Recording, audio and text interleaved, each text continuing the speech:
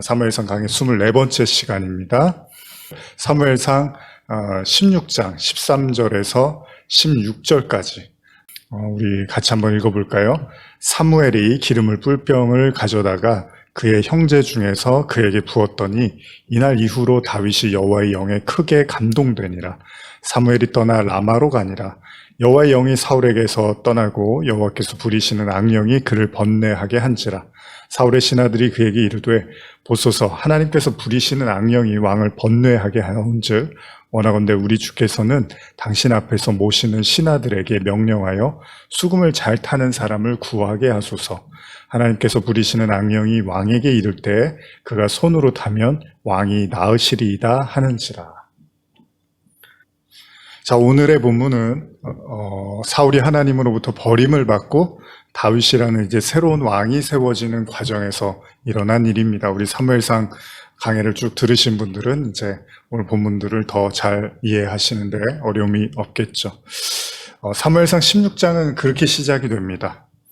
사울의 버림을 받은 것에 대해서 굉장히 안타까워했던 사무엘에 대한 이야기로 이제 시작을 하는데요. 하나님이 사무엘에게 뭐라고 하냐? 이제 그만 슬퍼하고 하나님의 말씀을 따라가서 이제 하나님이 새로 기름 부으실 왕을 향해 가라. 이게 이제 하나님의 말씀이었습니다. 사무엘은 이에 순종을 해서 말씀하신 이새의 아들들이었죠. 다윗이 이제 그 중에 한 명이었는데 이새의 아들들을 찾아가게 되죠. 근데 이새가 보여준 7의 아들들을 모두 만났는데 어땠죠? 하나님께서는 다른 아들이 있다고 다른 일을 찾으라고 말씀을 하셨죠. 그래서 결국은 이 아들들 말고 다른 아들이 없습니까? 라고 사무엘이 이제 이새에게 묻자 8번째 아들 다윗에 대한 이야기를 듣게 됩니다. 그는 양을 치고 있었는데요. 결국 그가 사무엘 앞에 오고 기름 부음을 받게 되는 그런 내용들이 16장에 기록이 되어 있습니다. 근데 이제 그렇게 다윗이 왕으로 세워지고 이제 왕이 될 사람으로서 기름 부음을 받는데 성경이 동시에 이제 언급하는 구절이 바로 사무엘상 16장 14절이죠. 제가 현대어로 읽어드리면 이제 여호와께서는 사울에게서 성령을 거두어 가시고 그 대신 악령을 그에게 보내어 자주 그를 괴롭히도록 하셨다. 사실 성도라면 정말 무시무시하게 여겨지는 말씀입니다. 왜냐하면요, 하나님이 사울을 버리셨다는 걸로 그냥 끝난 게 아니고요, 그냥 말로만 버리신 게 아니라 그에게서 하나님이 부리시는 악령을 보냈다고 기록이 되어 있어요. 물론 사울에게 닥친 악령의 임재는 동시에 성령의 떠나감도 같이 맞물려 있었다는 겁니다. 여기서 우리가 한 가지 진지하게 고민해 봐야 될 문제가 있는데요.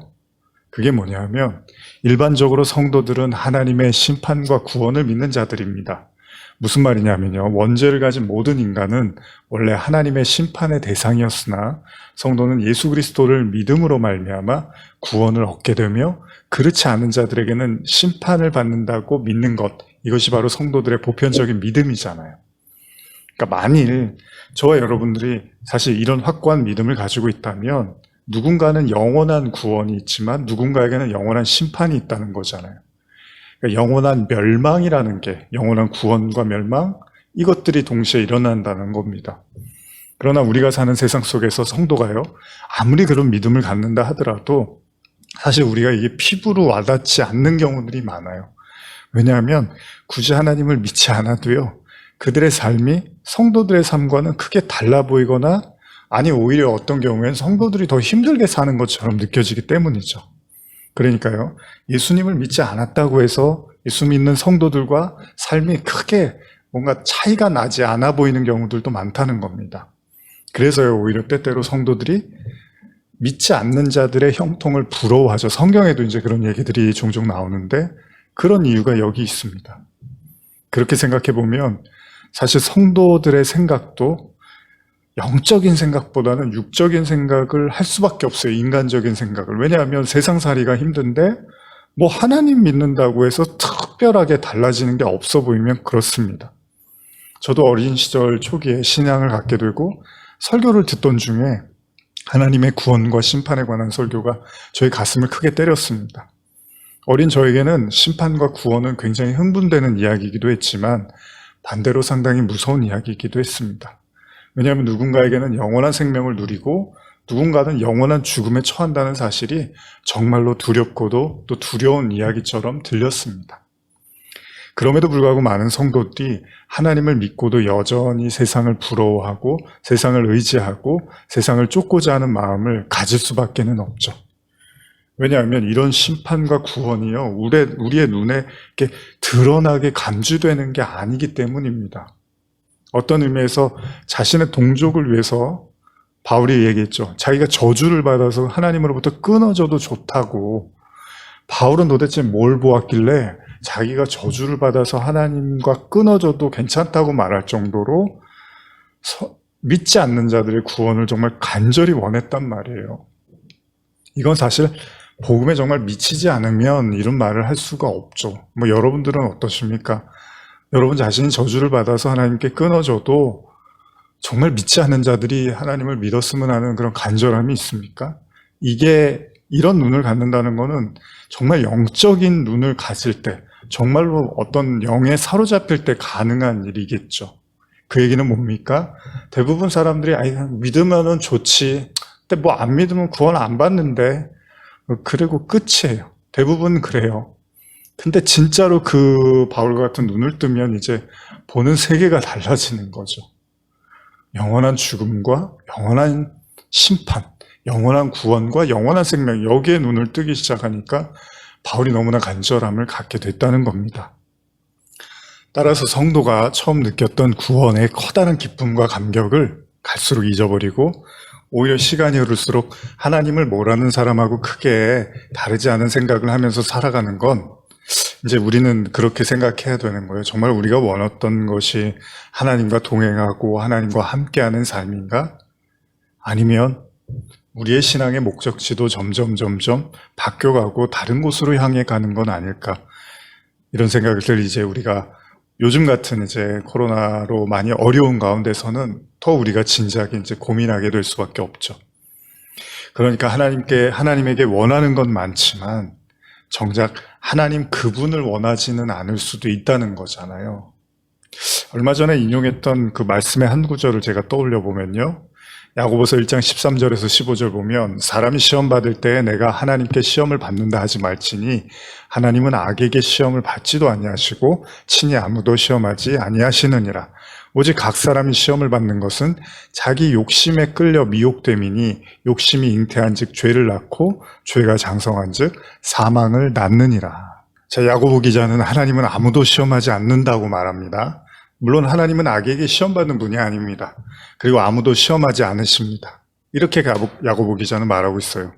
그는 사람이 시험받는 건 오로지 자기 욕심에 끌려서 된 거다. 이렇게 말합니다. 물론 그 욕심은 또 죄를 낳고 그 죄의 끝은 사망이라는 거예요. 그런 의미에서 인간의 심판은 바로 인간의 욕심에서 비롯된 죄로 인한 거고 그 끝은 사망이다. 이게 야고보가 지금 하고 있는 얘기잖아요. 근데 이것은 눈에 보이지는 않습니다. 무슨 얘기냐면요. 죄로 인해서 사람이 사망에 이른다고 해도요. 중요한 사실은 육체를 가진 모든 인간은 다 언젠가는 한 번은 죽어요.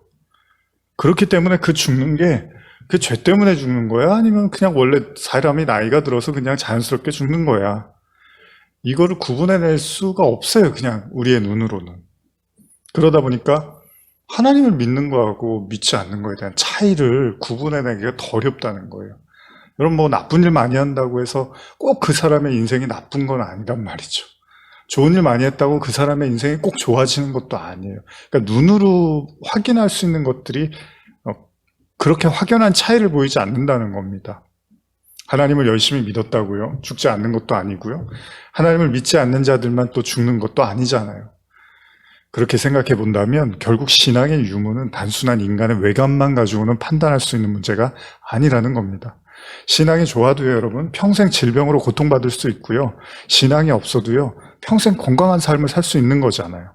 신앙이 좋다고 부유하고 세상에서 말하는 성공적인 삶이 아닐 수도 있습니다. 또 신앙이 없어도요, 얼마든지 세상에서 떵떵거리고 힘을 가지며 살 수 있는 겁니다.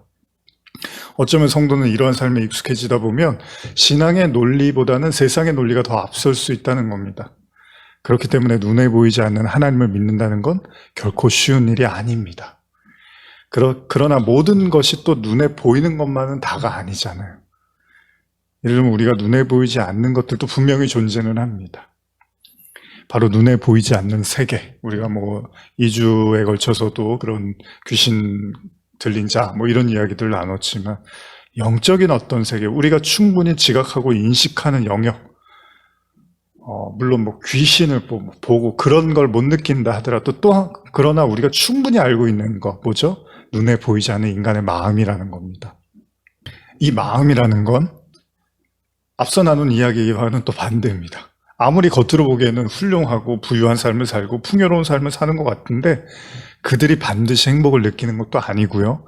또 겉으로 보이는 건강해 보이는 아주 그냥 건강이 문제 없어 보이는 그 사람이 항상 또 마음도 그렇게 편안하고 그렇지는 않다는 거예요.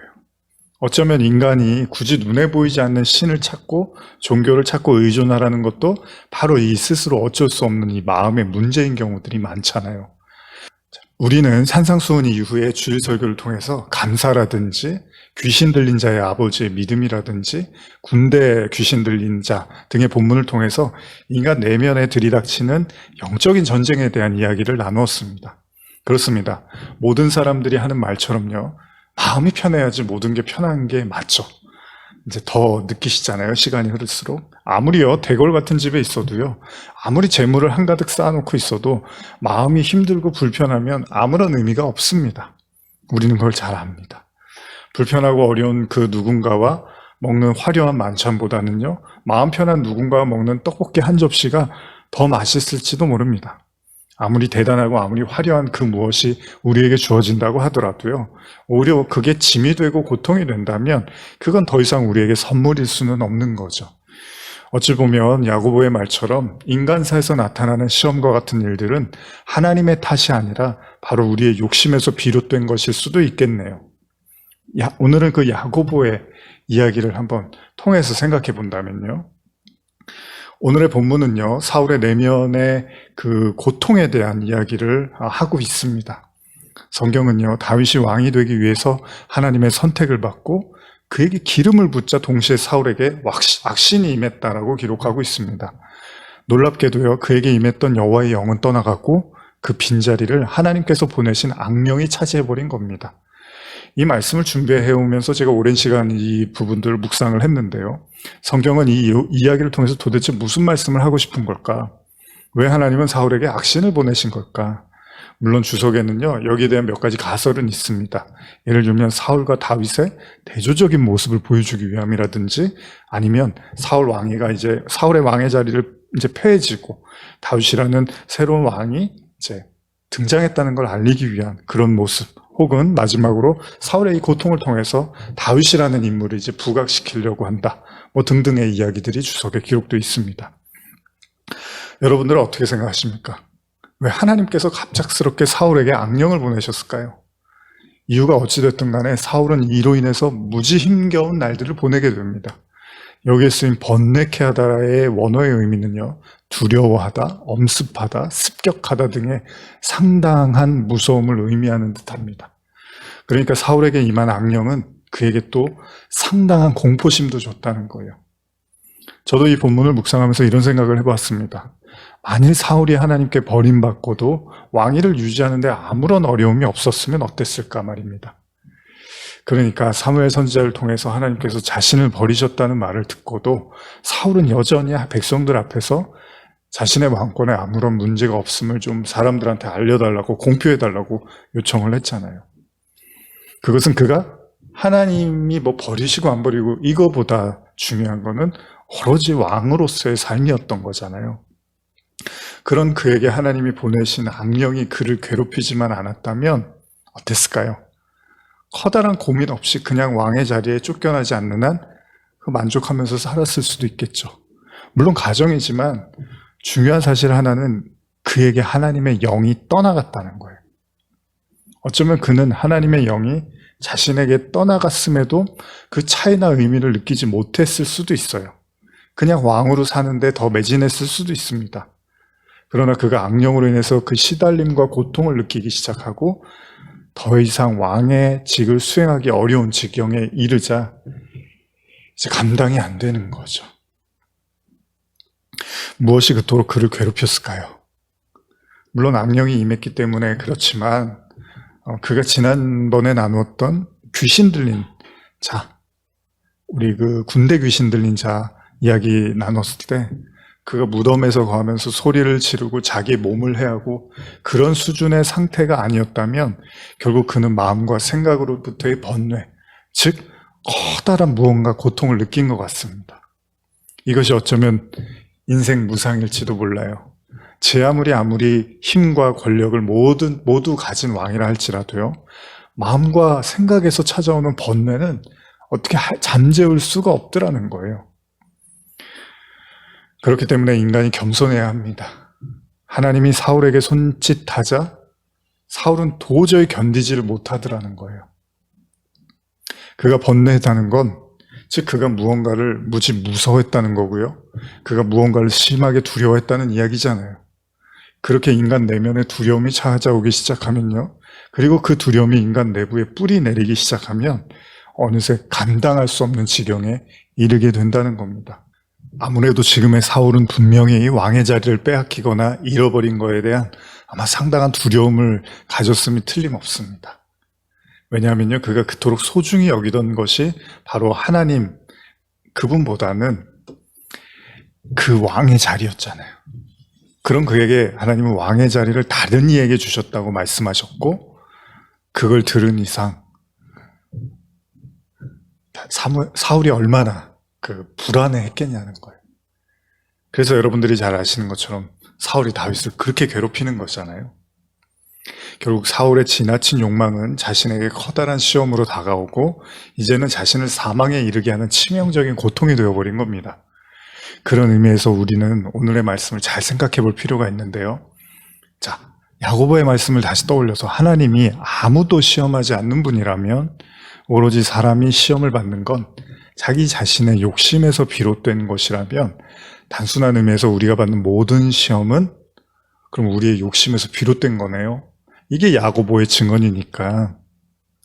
자, 하와가 선악과를 바라보면서 너무 달콤해 보였잖아요. 자, 분명 우리의 영적인 전쟁과 시험 속에 우리의 지나친 욕심에서 비롯된 그 무언가가 있다는 거예요. 지금 야고보는 사울이 하나님께 버림을 받은 것도, 그래서 그에게 하나님의 영이 떠난 것도, 그래서 그가 악령에 의해서 번뇌하게 된 것도 결국 그의 지나친 욕심에서 비롯된 거라는 거죠. 근데 또 맞아요. 사울의 경우에도 단순히 하나님이 악령을 보내셨는가, 왜 그렇지? 이런 부분만 생각하기보다는요, 여러분, 이 모든 상황을 스스로 자초한 것, 이 모든 상황의 시작이 누구였냐면 사울 그 자신이었다는 겁니다. 왜요? 왕의 자리가 너무나 좋아 보였기 때문인 거죠. 어쩌면 이는 하나님께서 당신의 성도들에게 행하시는 일들 중에 하나일지도 모릅니다. 그건요, 하나님보다 더 사랑하는 것이 성도의 마음에 자리 잡을 때 성도는 그것으로 인하여 매우 커다란 고통을 느낄 수 있다는 겁니다.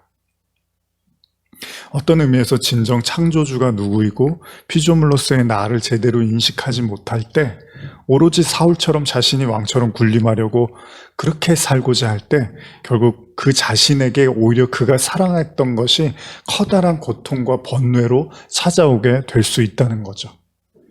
제가 오랫동안 유심히 살펴본 구절이 있는데요. 저는 이 구절을 이제 가끔 여러분들과 나누기도 했는데, 이제 예를 들 때요. 이게 뭐냐면 다니엘서에 등장하는 그 세상의 왕, 바벨론 왕으로서 나오는 느부갓네살 왕입니다. 이 이야기를 이제 여러분과 나누고자 하는데, 그가 바벨 제국을 다스리던 어느 날 그는 왕궁에서 모든 게 완벽하고 모든 게 만족스러운 거예요. 그래서 너무 자기 자신이 감동되는 거예요. 내가 너무 훌륭하니까. 그러면서 자기 자신에 대해서 이렇게 자화자찬을 하던 때 이야기입니다. 현대어로 읽어드릴게요. 다니엘서 4장 29절에서 31절인데요. 12달이 지난 어느 날 느부갓네살이 바벨론에 있는 왕궁을 거닐면서 이렇게 말하였다. 보라, 얼마나 웅장한가. 내 힘과 권세와 위엄과 영광을 드러내 보이려고 이 도성 바벨론을 내 제국의 수도로 건설하지 않았던가. 이 말이 입에서 떨어지기가 무섭게 하늘에서 이런 소리가 들려왔다. 느부갓네살아, 내가 지금 하는 말을 잘 들어라. 내 제국도 그 힘도 이제는 모두 다 끝장났다. 그렇습니다. 세상 왕을 상징하는 느부갓네살 왕, 그에게는 세상 두려울 게 어떤 것도 없었습니다. 오로지 그가 두려워할 사람은 자기 자신뿐이었습니다. 왜냐하면 자기가 바로 세상의 왕이 된 거예요. 아무것도 아쉬울 게 없고 아무도 눈치 볼 필요도 없고요. 그냥 모든 걸 자기가 원하는 대로 할 수 있는 그 자리에 앉았는데, 그때 이젠 감히 나를 대적할 존재는 이 세상에 없구나라고 하면서 그 자부심이, 그 자존심이 그 세상 끝에 닿았을 때, 근데 거기서 그가 권력의 끝을 맛을 보게 됩니다.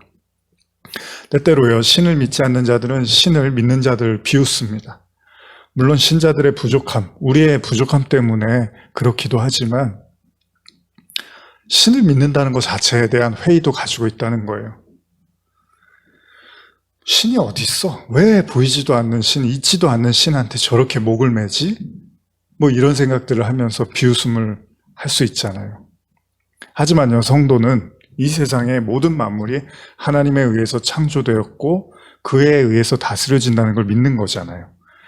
그래서 그 어떤 우연이라든지 신적 통치를 벗어나는 일은 존재하지 않는다는 것을 믿고 정말 티끌까지도 하나님의 주권하에 있음을 우리는 인정하는 자들입니다.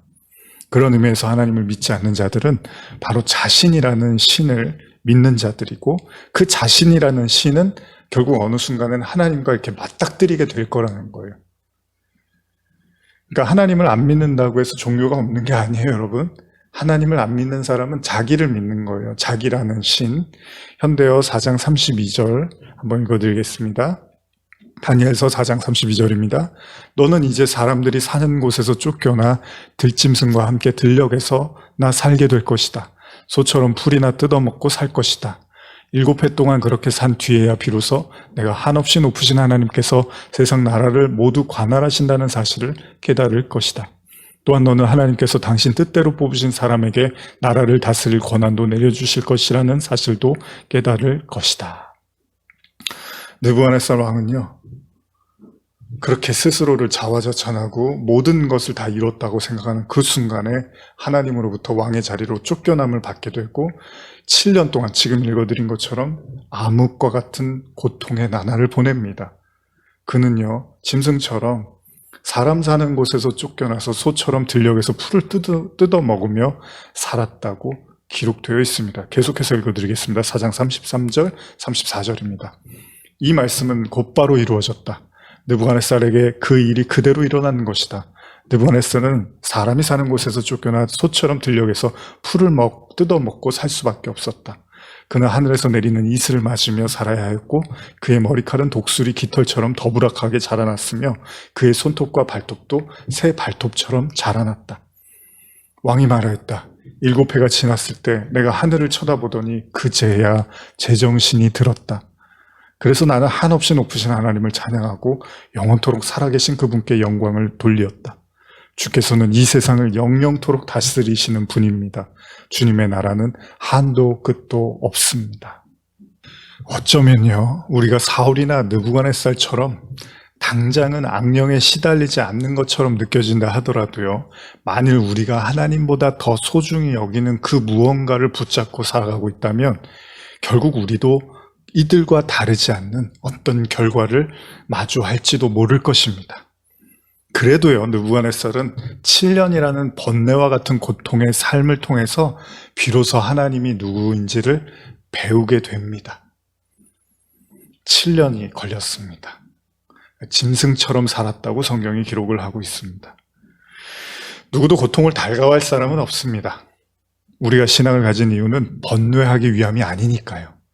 우리가 신앙을 갖는 이유는 진짜 자유와 구원과 기쁨을 누리기 위함이지 누구도 번뇌를 위해서 신앙생활을 하는 걸 원치 않습니다. 근데 분명히 기억해야 될 것이 있습니다.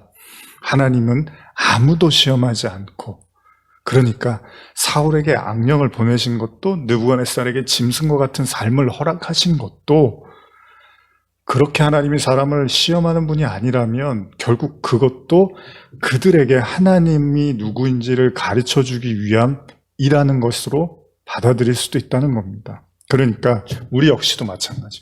우리에게 찾아오는 마음의 번뇌에 대해서 왜 이렇게 괴로워? 왜 이렇게 생각이 끊이지 않아? 왜 이렇게 마음이 불안하고 초조하고 이거 어떻게 해야 돼?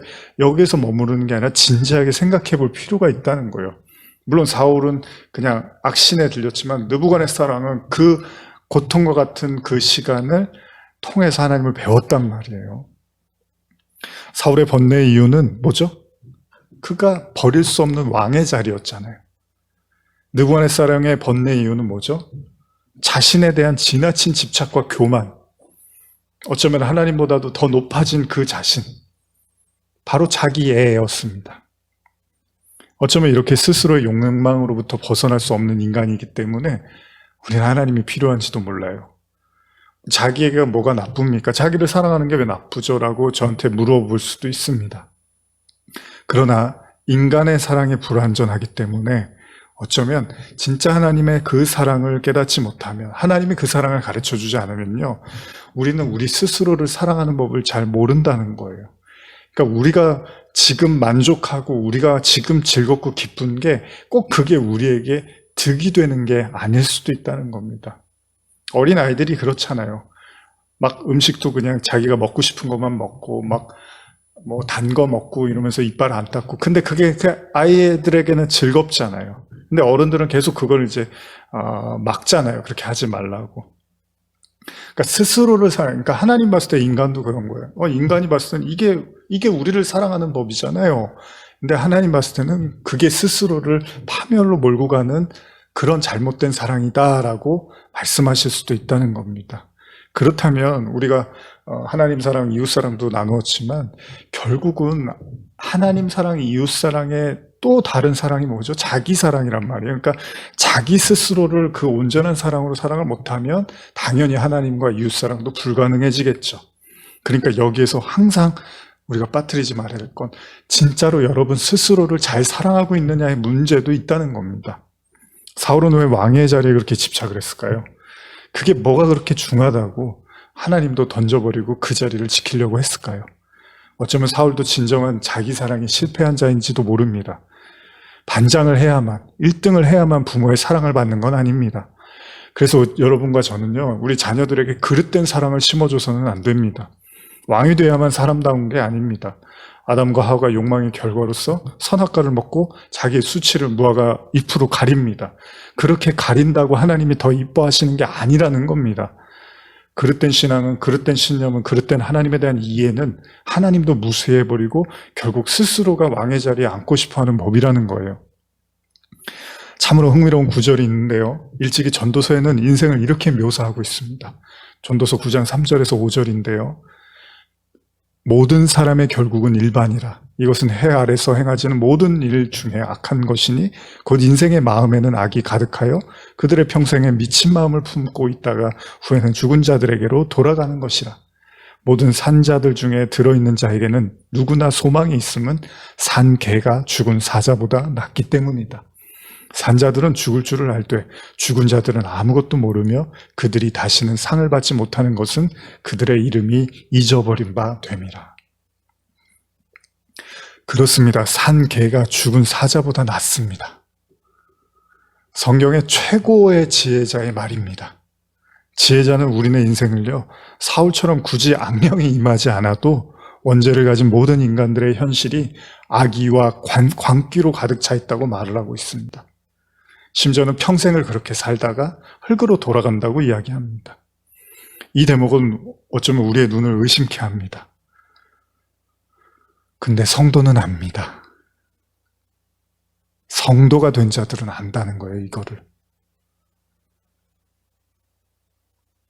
우리가 죄로 인해서 죽을 수밖에 없는 존재이고, 그래서 우리가 생명인 하나님을 만나지 않으면 우리가 그렇게 허무하게 돌아가 버릴 거라는 걸, 영원한 멸망으로 흩어져 버릴 거라는 걸. 그래서 성도는 진정한 생명을 구하고 그 생명이신 하나님을 만나고 경외함으로 말미암아 영원한 삶을 누려야 되는 것이 인생의 목적임을 분명히 깨닫는 자들은, 완전히 삶의 방향이 틀립니다. 그러나 인간의 죄를 인정하지 못하는 자에게는 굳이 하나님을 찾을 이유도 생명을 구할 필요도 없습니다. 그들에게는 오로지 현재의 삶만 있을 뿐이고 눈에 보이는 삶이 전부이기 때문입니다. 그런 의미에서 우리에게 찾아오는 가난한 심령과 때때로 감당하기 힘든 애통하는 마음은 단순한 괴로움이 아니라 하나님께 나갈 수 있는 절호의 찬스가 맞겠죠. 그렇습니다. 우리의 끊이지 않는 번뇌, 그건 신의 책임이 아니라 우리의 욕망의 책임이라는 사실을 우리는 명심해야 된다는 거예요. 복음은 그 번뇌로부터 우리를 벗어나게 해주는 거지 그 번뇌를 유지시켜주기 위함이 그 목적이 아니라는 겁니다. 물론 이 말씀은 야고보의 그 시험, 하나님은 시험하지 않는다. 인간이 오로지 자기의 욕망에 이끌려서 시험받는다라는 그 말씀으로 비추어볼 때 그러합니다. 그렇기 때문에 그 번뇌 자체를 무시하지 마십시오. 우리에게 번뇌가 찾아올 때 우리는 직면해야 되는지도 모릅니다. 예수님이 우리 죄를 위해서 십자가라는 그 질고를 직면했듯이 저와 여러분들도 직면해야 할지도 모릅니다. 어쩌면 이 번뇌의 출발이 사울처럼 느부갓네살처럼 우리의 욕심에서 비롯된 것은 아닐까. 그냥 하나님 믿는 게 원래 힘드니까 그냥 힘든 거야. 이런 게 아니라 그 안에서 우리의 죄, 우리를 사망으로 이끌고 있는 죄, 그리고 그 죄의 시작인 우리의 욕심, 과연 어디서 시작된 것일까라는 그 근원적 질문을 해야 될지도 모릅니다. 어떤 경우에도 하나님은 인간을 시험하는 분이 아니라면 우리에게 찾아오는 번뇌를 통해서 우리는 우리 자신을 들여다볼 수 있어야 되고 그리고 인정할 수 있어야 됩니다. 그렇다면 하나님만이 도울 수 있음 또한 구하게 되는 거죠.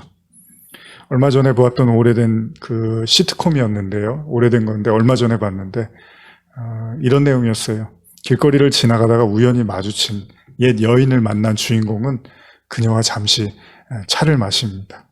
물론 유부남이었습니다. 그런데 이를 본 가까운 주변 사람들이 이제 보고 오해를 합니다. 가까스로 오해를 풀고 자신 아내에게는 비밀로 해달라고 막 그냥 싹싹 빕니다. 근데 이야기는 이제부터 시작입니다. 비밀을 지키기로 했던 사람들이 계속해서 그를 협박을 하고 장난을 치고 이런저런 방법으로 그의 약점을 계속 잡고 그를 불안하게 만듭니다. 그러니까 초조해서 같이 못 있겠는 거예요. 그 사람들하고 있으면은 언제 아내한테 일러 바칠까 봐 그냥 불안하니까 그게 더 괴로운 거예요. 나중에는 아내가 알까 봐가 괴로운 게 아니라 그 사람들이 자꾸 옆에서 괴롭히는 게 더 힘든 거예요. 결국 견디다 못해서 자기의 입으로 아내에게 사실을 실토를 합니다.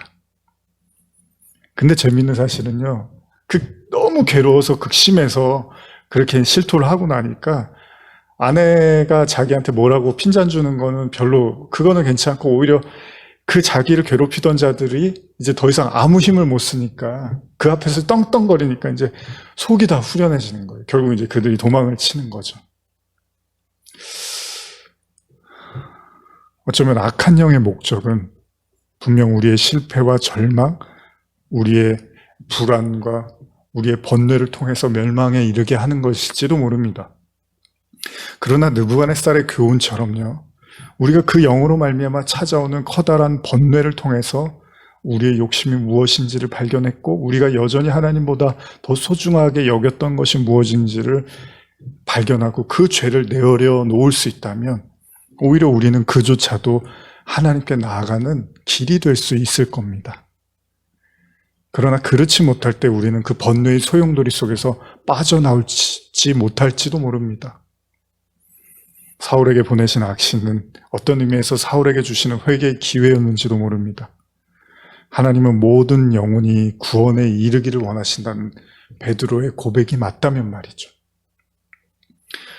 그렇습니다. 이 모든 번뇌로부터 그리고 오늘날 찾아온 이 전 세계의 위기로부터 우리의 마음과 생각을 지킬 수 있는 건 오로지 하나님의 영의 인도하심 뿐이겠죠. 저는 여러분들에게 말씀드리고 싶습니다. 지금 모든 마음에 엄청난 전쟁을 치르고 계시는 성도들이 있다면 우리 자신을 내려놓고 하나님의 성령을 구하십시오. 하나님의 영을 구한다는 건 동시에 우리의 자신을 인정하고 죄를 고백하는 것이겠죠. 우리의 내면의 왕이 무너지고 하나님의 영이 왕으로 임할 때 비로소 우리는 참 자유를 얻을 수 있을 것입니다. 간곡히 말씀드리고 싶은 것은 하나님의 성령의 도우심을 구하십시오. 하나님의 영의 인도하심을 받는 그 간절한 기도가 여러분들 가운데 끊이지 않기를 간절히 소원합니다. 사무엘상 16장 21절에서 23절을 읽고 마치겠습니다. 다윗이 사울에게 이르러 그 앞에 모셔섬에 사울이 그를 크게 사랑하여 자기의 무기를 드는 자로 삼고 또 사울이 이새에게 사람을 보내어 이르되 원하건대 다윗을 내 앞에 모셔서게 하라. 그가 내게 은총을 얻었느니라 하니라. 하나님께서 부리시는 악령이 사울에게 이를 때에 다윗이 수금을 들고 와서 손으로 탄즉 사울이 상쾌하여 낫고 악령이 그에게서 떠나더라. 기도하시겠습니다. 하나님 아버지 감사합니다. 우리에게 찾아오는 모든 번뇌, 물론 이것은 우리에게 영적 전쟁으로 다가옵니다. 그러나 그 모든 원인을 주변에서 찾기보다 우리 자신에게서 찾을 수 있다면, 그리고 그것이 야고보의 고백처럼 하나님은 시험하는 분이 아니라 바로 우리의 욕심에 의해서 그 죄로 인한 사망의 잉태라면 오늘 우리의 모든 죄를 드러나게 하시고 고백하게 하소서. 아울러 성령으로 우리를 도와주시옵소서. 설교를 듣는 모든 성도들 가운데 간절히 하나님의 영을 구하고 모든 번뇌로부터 점점 벗어날 수 있는 은혜를 부어주시길 간절히 바라고 원하며 예수님의 이름으로 기도드립니다. 아멘.